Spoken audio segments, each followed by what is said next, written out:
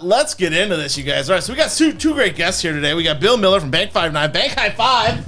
There we go. And Tanner from Keller Williams, Tanner Smith of Smith Team, Wisconsin.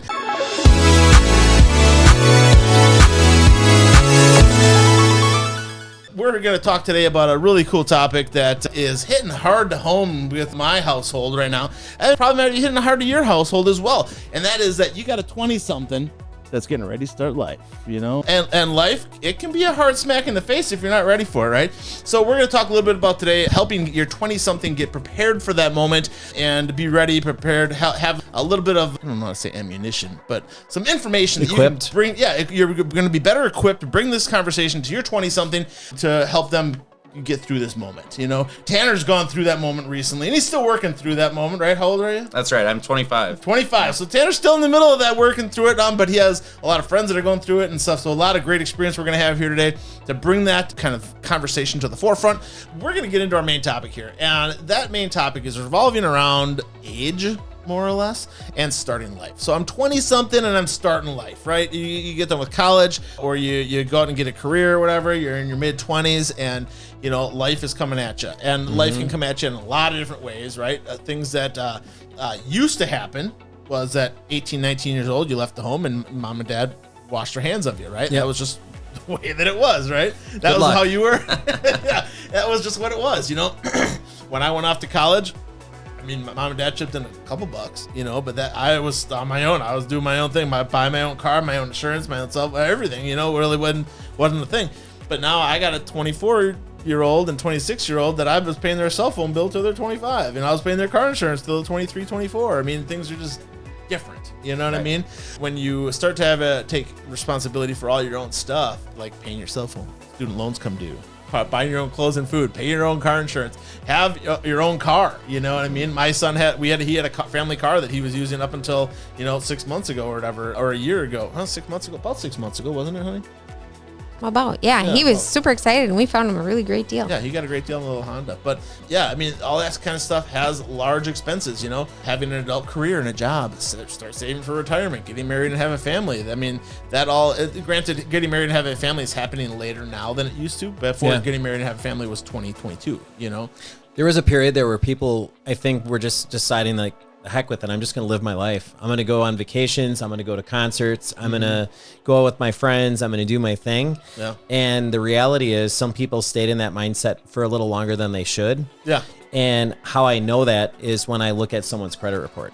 Sure. Yeah. Yeah. You can see how where it is and where it went, where it's been. Yeah. Yep. Yeah, for sure. And so this idea that have this conversation really came about the fact that I got a son going through this right now.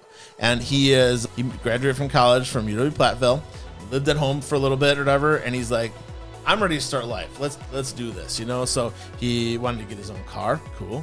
Wants to pay his own car insurance. Well, he didn't want to pay his own car insurance, but he paid his own car insurance. I highly doubt he wanted to do that. Yeah, he now is paying his own cell phone bill and stuff. You know, he's been buying his own clothes for a while now. You know, he's like, I'm ready. I'm going to do this thing. You know, and so he started talking to a buddy about possibly renting, and then possibly I was talking to him about maybe buying a house or buying a duplex or doing some house hacking or something like that. I think I talked to him briefly. Yeah, you talked to him for a little bit. I referred him to you or whatever. Yep. I think Mark talked to him for your dad. Talked to him for a little bit about it. But it's something that it really is something that you have to consider all of your options, and do what's best for you and what's best for your long-term goals. You're also limited by life. You just can't do everything you might want to do, Right. Like you may want to buy the Lamborghini, but you can't buy the Lamborghini right now. No Lambos. No Lambos at 24. Well, some kids do, but that's a different scenario. It's a cold world. Yeah, exactly. Can't have a Lamborghini. Exactly, right? The reality is that when him and I started to look at making this decision, and I wanted to help him make this decision, there wasn't a lot of information out there. I was looking for like a YouTube videos or websites or something like that I could direct him to help him with that decision-making process. There was nothing. Yeah. And I'm like, this is weird. And that's something they should teach in school, truthfully. Yeah. Oh, yeah. It's something you should have more personal finance should be an emphasis on that. Yeah. Well, we do. Wisconsin actually just passed that it's required for every senior to have a personal finance class now. I love before graduating. I love it. Yeah. They should also be taught how to change a toilet and fix a faucet and do all the other stuff that a homeowner or a person living in life would need to do, right? Yeah. There's a lot of things like that. Right. But I guess looking at that decision, let's narrow out a piece of that. where am I going to live? Right. And so that's what we're going to talk about here today. Where am I going to live? How am I going to live life? You know, I have 3 options up there, but I left out the 4th. So do I buy a house? Do I rent an apartment? Do I house hack a duplex or whatever, you know, or house period? It can be a single family house hack, right? That's what you got kind of. That's what I do. Yeah. Or do I stay at home for longer and save some cash? And it depends on a lot of different factors, you know. And I know that when Peter called you up, one of the things that came into play was, hey, what's your job? Well, what's your income? You know, what kind of house could you qualify for? You know, and that kind of stuff. And you're kind of limited based on those types of numbers, but also how much you have for down payment, other types of things, right? Yep. So when it comes to deciding rent, house hack, duplex, what are some of the big things that we need to consider? So the first thing I would tell you that you need to consider is you're never going to save up the pace of money that you feel like you can save is not going to outpace inflation and appreciation of home prices. So you really need to focus on if your financial house, let's say you have some student loans, for example, you need to get the student loans on an income-based repayment plan. You need to at least realize that for now, you might not tackle paying the student loans as aggressively as you would like to, or make that the emphasis, because owning a home is a major pillar in your financial path to like wealth, to success. Sure. If you buy a house, like for example, I always say, boy, I hear people say, I wish I would have bought a house 5 years ago. Well, what do you think the people said that were 5 years before that and 5 years before that? We're not driving from the rearview mirror. Yeah. And so the income-based repayment plan allows you to get those payments down so that you can limit the impact that those have on how you qualify. That's number 1. Sure. Number 2, if you're in a situation where like the average first-time home buyer cumulatively across the United States, according to the National Association of Realtors, puts down 7% when they buy a house in total, 7% including closing costs. So you need to figure out, do you qualify for a grant? Do you have the capability to come up with around 7% of the total purchase price? And then the last one is, can you sustain a mortgage payment that's going to be around 30% or so, plus or minus a little bit of your gross monthly income? And will that allow you to get into a home price that is sustainable for the average price of a house in the market that you choose to live? Yeah. Higher price markets, lower price markets dictate that. Yeah. Do you want to live in Brookfield or do you want to live in Cudahy? Cudahy. You know what I mean? It's just they're different worlds. $150,000 can get you a decent house in Cudahy. $200,000 in Cudahy-ish, right? Ish, yeah, 200, 250. Yeah. But if you're talking Brookfield, what does 150 grand get you? It doesn't get you a Doesn't livable get you house. any- It doesn't even get you a one-bedroom condo. It gets you maybe A lot. an acre. Yeah, that'd be Yeah. about it. Yeah, but yeah, so it's just you got to understand where you're looking to live, what kind of house are you looking to live in, what's acceptable to you, Yeah. you know, and then what kind of finances have you got, and how's your financial house in shape, you know? I mean, if you have a ton of credit card debt, you have a bunch of student loans, you have a brand new car that you just got. All that plays a role, right? There's parts of Milwaukee where I see people who can purchase a single bedroom condo for somewhere in the neighborhood of $125,000 to $175,000. And now the next thing that's happening to those people is the cost for a condo association to run properly. They're raising the HOA dues to a level because now they're getting a bunch of deferred maintenance. Yep. So they have to pass that on to the unit owners. $250 to $300 a month. And it used to be $150 a month years ago. Yeah, and now they're realizing that, hey, all the roads are much more expensive. Everything is deferred. I got all this brickwork I have to do on the outside. All the driveways need to be replaced. Yep. It all adds up, you know, and they're part of the condo association. The condo association's making money on you. You're part of that. The crux of the reality is, I tell people, and this is kind of like a gotcha moment, is when I say, if it's $45,000 difference between a single family house and a condominium for how much you qualify for, because that's how much the condo fee impacts your affordability. Sure. Yeah. If you plug that into a mortgage calculator, $500 in condo dues, it's pretty crazy. You know, anywhere between $250 to $500, it affects it quite a bit. And now when we look at buying versus renting, right? Renting is you don't have any equity, you don't have anything, right? What's the interest rate on rent? 100%. Yep.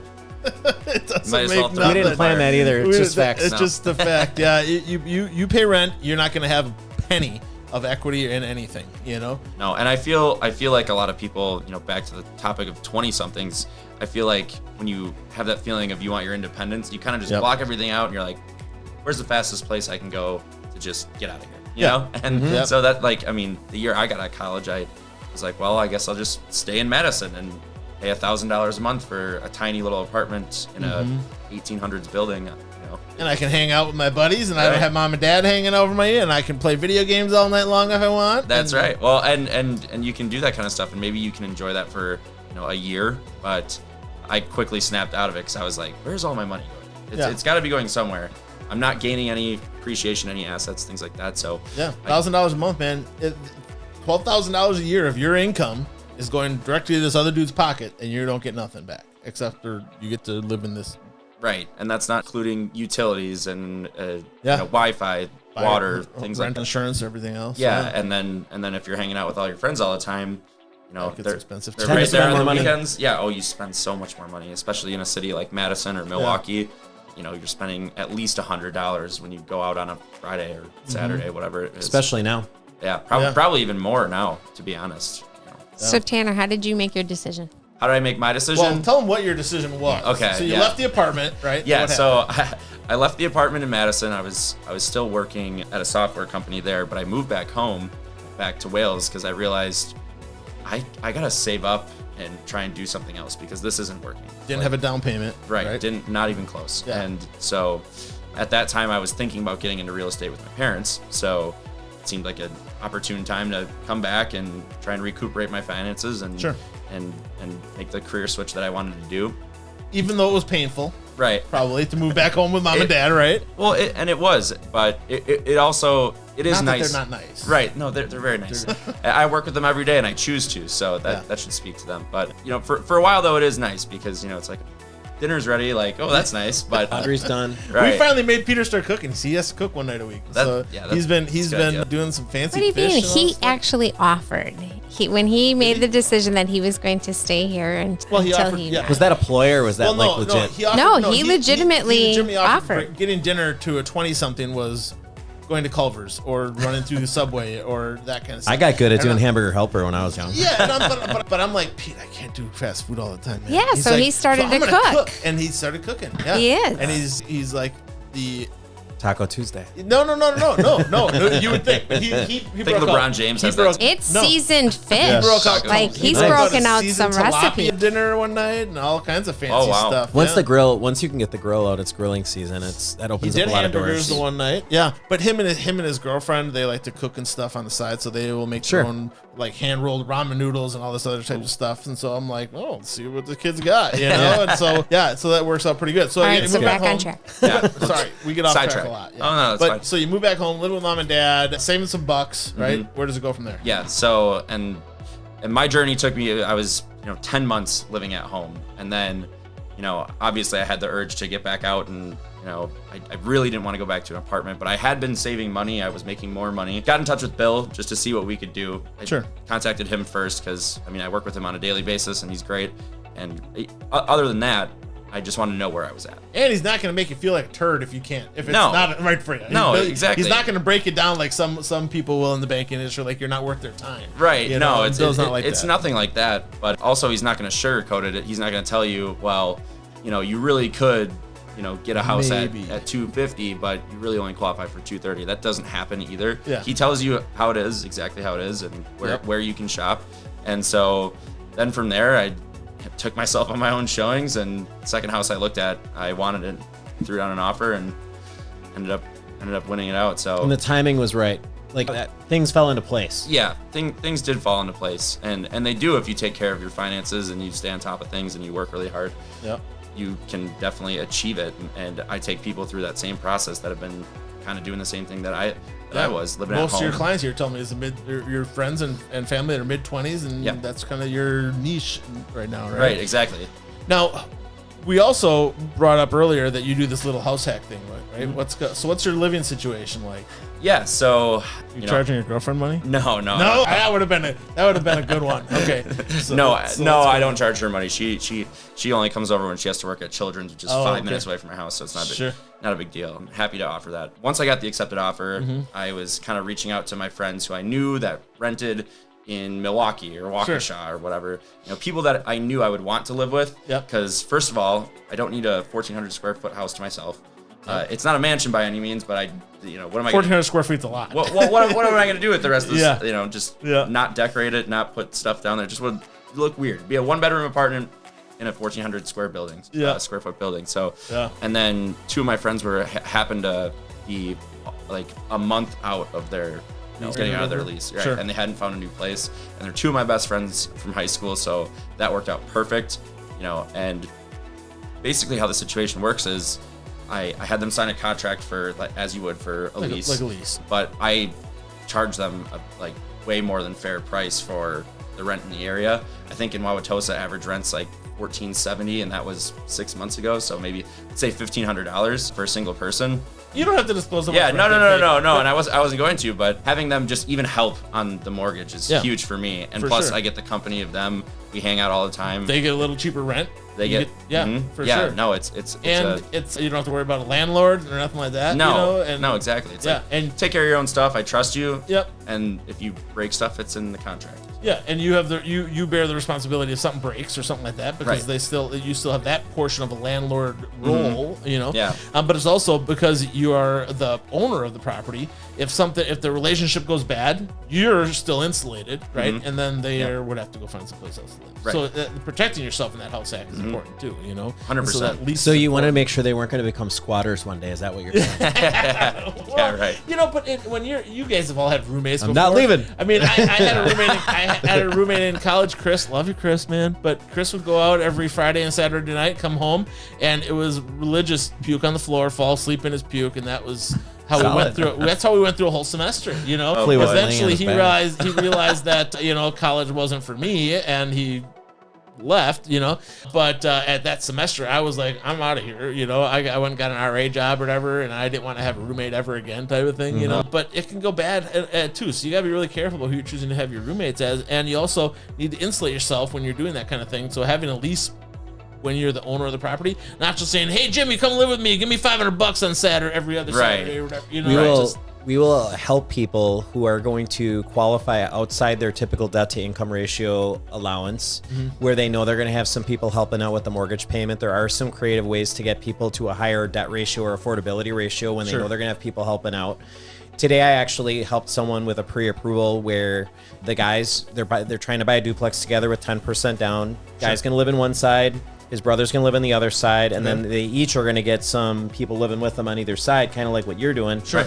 And I definitely think that's a new trend because it helps really stave off the impact of the affordability challenge that we have now, because you have to have significantly higher income now to afford a house than you did in 2018, 2019. Yeah, $40,000 a year isn't. That's what they were saying. Isn't going to get you a lot. The amount of the increase, Yeah, and I just want to add something quick too to my situation as well. As I bought a single family home. I did not buy a duplex, so it was almost imperative for me to find somebody who I knew, who I trusted, and who I liked to come live with me, because we're going to be in the same space. With a duplex, there's a wall, a separate door. Right, exactly, and you can take your chances on apartments.com or whatever have you to fill that space. But for me, it was all the same space. Yeah. So I would only have done it the way you did it too if I was going to do it. Yeah, right. I mean, and the reality of house hacking, you guys, is that you can hear stories and you can talk to people out there that they're paying almost nothing for their mortgage because they're renting out the other half of the duplex. They have a roommate in their current side,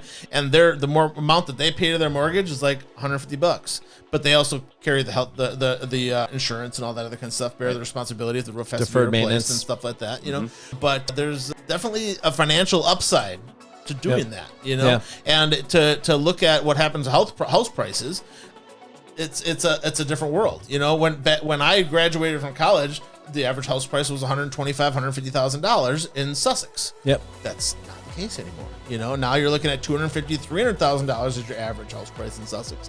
It's just a different world, and you're talking about double the house price means double the down payment you need, double everything when it comes to and mortgage and all that kind of stuff. Yeah. So my first house was $240,000 in Waukesha, and that house 18 years later sold for $473,000. Yeah, and that's the thing too. When you're talking about an investment from a investment perspective, a house, you're not only gaining on, paying down your mortgage, and now you have cash equity in the home, but now the value of the house goes up as well. So you're drawing your mortgage down, your value of the house is going up. So this all is in the middle is your equity. It's money that you got coming back to you is growing, know, and it's just a great wealth builder. We did a look back, and I got the slides from an economist at Madison, and it was a 10-year look back, and the average appreciation was 5.9% per year if you did a 10-year look back.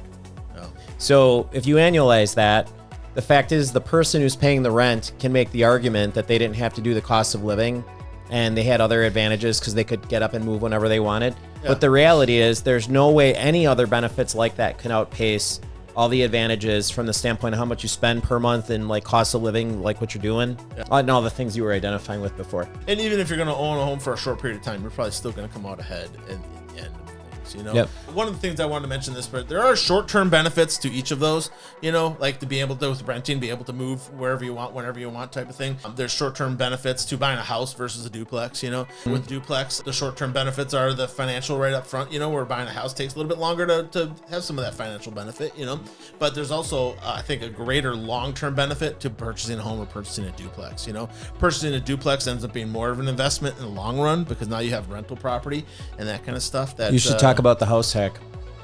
The fact that you only stay for a year. Yeah, right.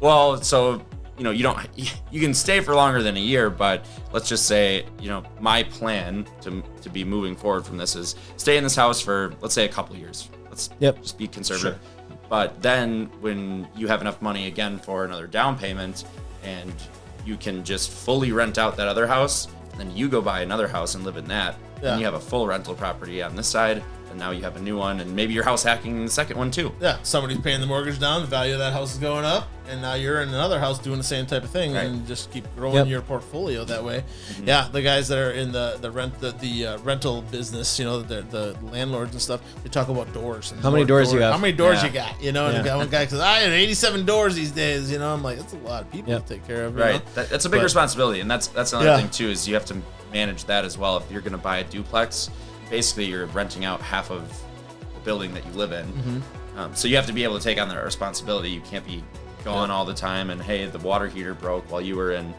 wherever for 2 weeks, and for sure, or maybe you travel a lot for work, but Now let's get into the next question. What do I need to qualify for a loan? And that, I think, is where Bill is going to come in here. Do we have some infographics here, Bill?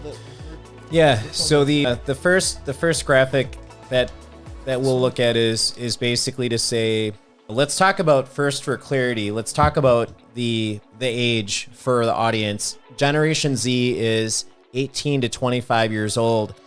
Our friend Tanner here represents the top end of the range for Generation Z. The young millennials are 23% of the housing market. They are 26 to 34 years old.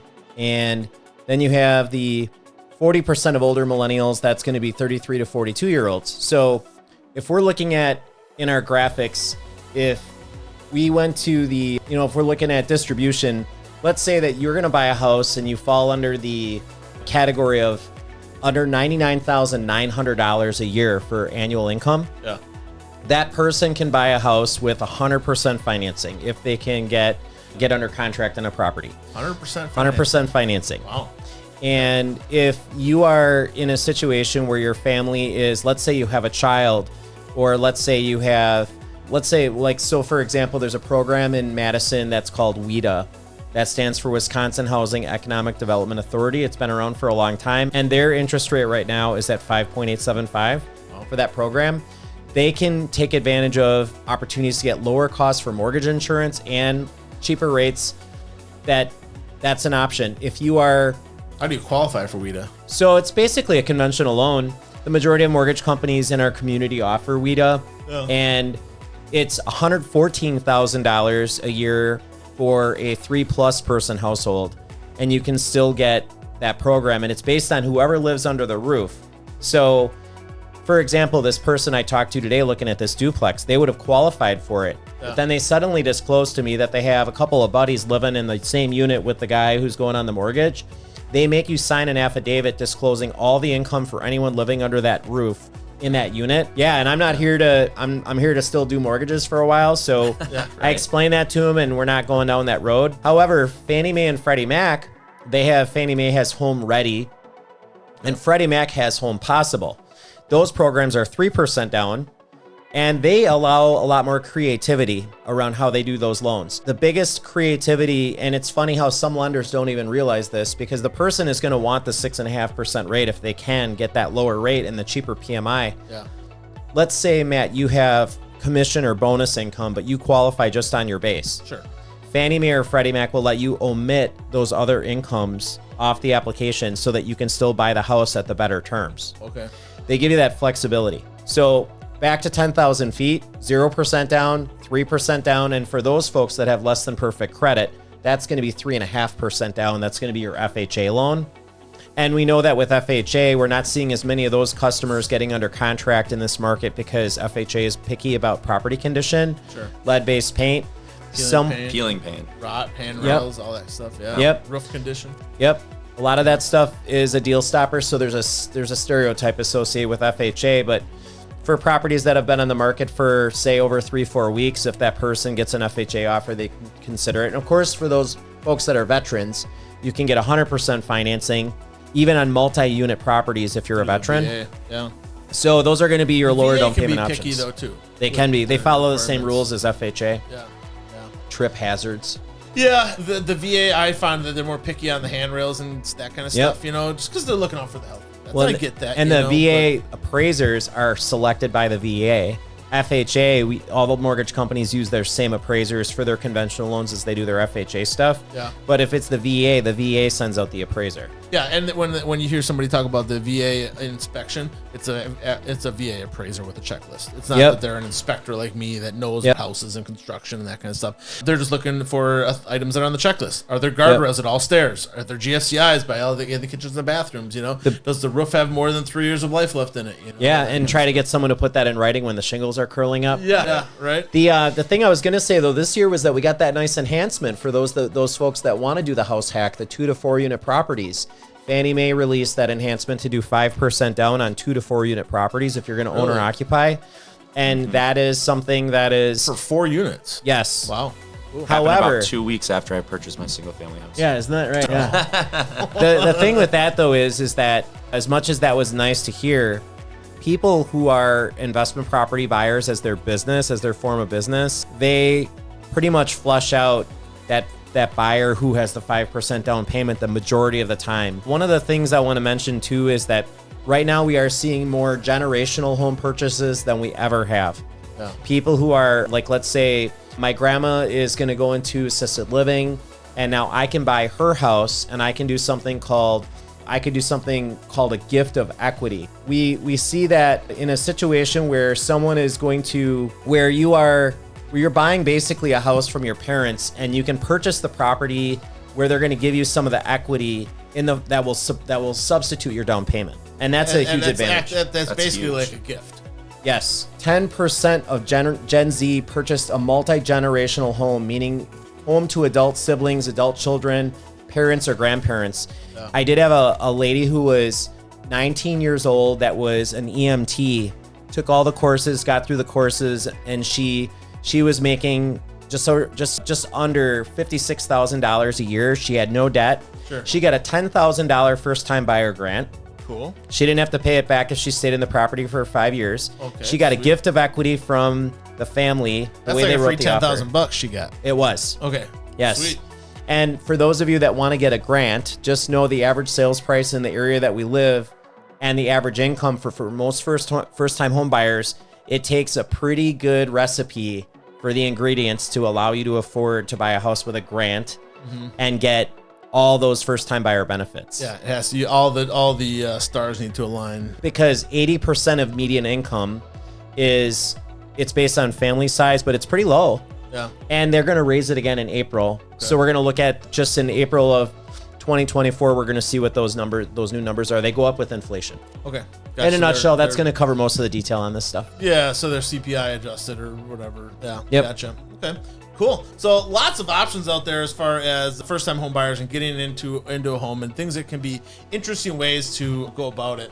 Yeah, but lots of good options out there. If you're in the military, you want to look at FHA, you want to look at some of the WIDA programs, bounce all the stuff off Bill, show him all your stuff, and then he'll say, these are your options that would work for you, and then this is what I think might be the best. My last tip would be to not base your decision on whether or not you should buy a property around the price of a home. You should first learn what your mortgage payment affordability looks like, and then back that into a sales price. Yep. Because the first home isn't going to be the long-term one.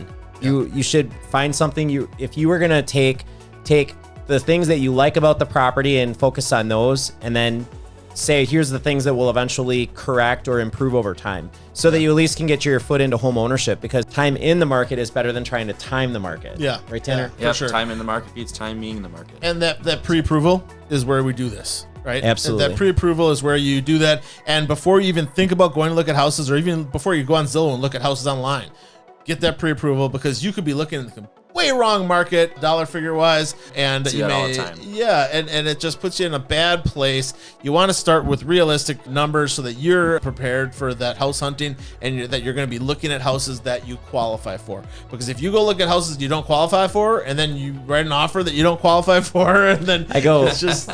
I jokingly say, honey, we're gonna just pull right out of the parking lot at the Lexus dealership. We're gonna go right across the street to the Toyota store. Yeah, it's just. One of those Tanner, things. that's part of that pre-planning, pre-education stage, right? Yeah, it's part of the buyer education meeting that we have. Yeah, for essential step. All right. So that is in your 20-somethings. We're looking at starting life and how you handle the living situation.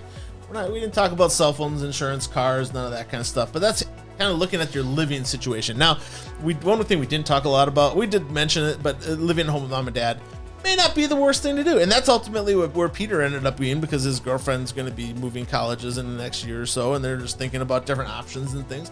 And instead of gambling on a rent situation and lease ending at certain times and all that kind of stuff, he's going to stay at home. He's becoming more prevalent. Yeah, he's going to stay at home. He's going to save some money or whatever, and be better prepared to move to that next step, when that time comes, and having more money available to you in your down payment, all that kind of stuff, having all your financial ducks in a row is just going to be a much better situation for him, I think, in the long run. There's one more really important step for someone looking to buy their first house that I really believe, and that is, it's super important if you're told that you should start to be able to target to afford a certain house payment per month, open up a separate independent bank account and put that amount of money in that bank account every single month separately. Yep. And see how much you have left for your residual cash flow at the end of a month, and do that for 2 or 3 or 4 months. Yeah. You'll be saving money along the way, or you're really establishing that foundation that you can really afford to do that, because too many people afford how much they pay for rent as the benchmark for how much they would spend for a house payment. So if for 3 or 4 months you can track your spending that way by knowing this money's already been kind of accounted for, I can't touch it, then it makes it a lot more comfortable when you talk to Tanner and he's helping you try to figure out the confidence of let's go. Yeah, lots of good stuff out there this week, you guys. If you're a 20-something, you got questions about what you can financially afford, talk to this guy, Bill Miller. Go get a pre-approval over at Bank 59. He'd be happy to chat with you. He's got also lots of good stuff out there about affordability and loans and all that. Charts and graphs. Charts and graphs, and that. If you want somebody that gets excited about charts and graphs, he's the guy for you, yeah. But lots of good stuff out there. You can give him a call. You can reach him at Bank 59, but you can also look him up on buildthebanker.com. He'd be happy to consult with you. If you're looking for a house, you're looking for an agent to list your house with, you can't beat the Smith team, Wisconsin. Tanner Smith here representing the Smith team today. They would be a great resource for you. Lots of good stuff out there. You guys have a tagline. Do you remember your tagline? Make your dreams a realty. No, he's got it. His dad would always break that up. Bam. Bill's going too. Bill, what's yours? You remember yours? I don't really have one. You had one the one time. Charts and graphs. Charts and graphs. Live it, love it, learn it. I'll get you pre-approved. Boom. There you go. But thanks again for tuning in, you guys. We really appreciate you. If you don't mind, hit the subscribe button. Smash that bell notification. Give me a thumbs up if you like what you heard here today, all right? But have a great one, you guys. Thanks again for tuning in. Remember, you guys, the better you take care of your house, the better it's going to take care of you. We'll see you on the next one.